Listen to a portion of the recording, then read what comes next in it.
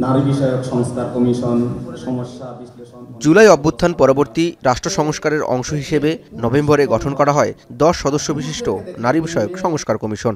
গত সপ্তাহে কমিশন সংস্কার প্রস্তাব জমা দেয় প্রধান উপদেষ্টার কাছে, কিন্তু কমিশনের বিরুদ্ধে ধর্মীয় ও সামাজিক মূল্যবোধ অবজ্ঞার অভিযোগ তোলে ধর্মভিত্তিক রাজনৈতিক দল ও সংগঠনগুলো। এটা অন্তত আমরা মেনে নিতে পারি না। এরই ধারাবাহিকতায় নারী বিষয়ক সংস্কার কমিশনের ইসলামফোবিয়া নিয়ে করণীয় শীর্ষক সেমিনার আয়োজন করে জাতীয় ওলামা মাশায়েখ পরিষদ। সেমিনারে যোগ দিয়ে বক্তারা বলেন, আধুনিকতা ও ইসলামকে মুখোমুখি দাঁড় করানোর চেষ্টা করা হচ্ছে। নারী সংস্কার কমিশনের সুপারিশ বাস্তবায়িত হলে দেশে অস্থিতিশীলতা সৃষ্টি হবে, তাই দ্রুত কমিশন বাতিল করে এর সাথে জড়িতদের বিচারের আওতায় আনার দাবি জানান তারা। বান্ডেল থাকলে প্রতি সেনমানিতে টাকা বাঁচবে। বিকাশ সেনমানি বান্ডেল কিনে জিতুন প্রতি লেনদেনে। নারীর অবমাননা করেছেন, নারীদের সম্মান নষ্ট করেছেন। আপনাদের বিবেকের কাছে একদিন এই প্রস্তাবের জন্য আপনাদেরকে বিবেকের কাঠগড়ায়, বিচারের কাঠগড়ায় দাঁড়াতে হবে।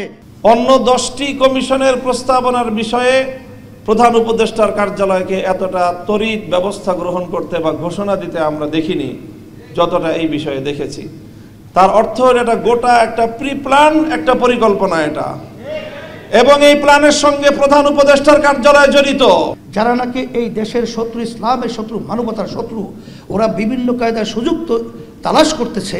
ওরা হয়তোবা এই সুযোগে রাস্তায় নামার জন্য একটা পদক্ষেপ বা হীনচক্র নীল নকশা তৈরি করতে পারে। সেমিনারে জামায়াত ইসলামীর আমির শফিকুর রহমান বলেন, জনগণের দৃষ্টিকে ভিন্ন দিকে ঘোরাতেই বিতর্কিত প্রস্তাব দিয়েছে নারী বিষয়ক সংস্কার কমিশন। দ্রুত কমিশন বাতিল করা না হলে আন্দোলনে যাবার হুঁশিয়ারি দেন তিনি।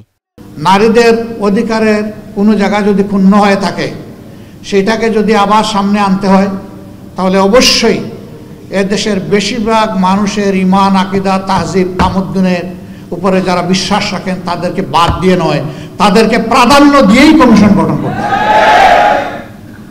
এই কমিশনে দুঃখজনকভাবে সেই রকম একজন নারীকেও রাখা হয়নি। এখানেই তো এটা পক্ষপাত দুষ্ট। নারী বিষয়ক সংস্কার কমিশন নতুন করে গঠন ও কমিশনে দেশীয় চিন্তায় বিশ্বাসী নারীদের অন্তর্ভুক্ত করার আহ্বান জানান বক্তারা। পাশাপাশি কুরআন, সুন্নাহ, সাংবিধানিক ও সামাজিক বাস্তবতায় যেন নারী সংস্কার কমিশনের ভিত্তি হয়, সেই আহ্বানও জানানো হয় সেমিনারে। সকল ইসলামী শক্তি। জাওয়াদ মাহমুদ, এখন, ঢাকা।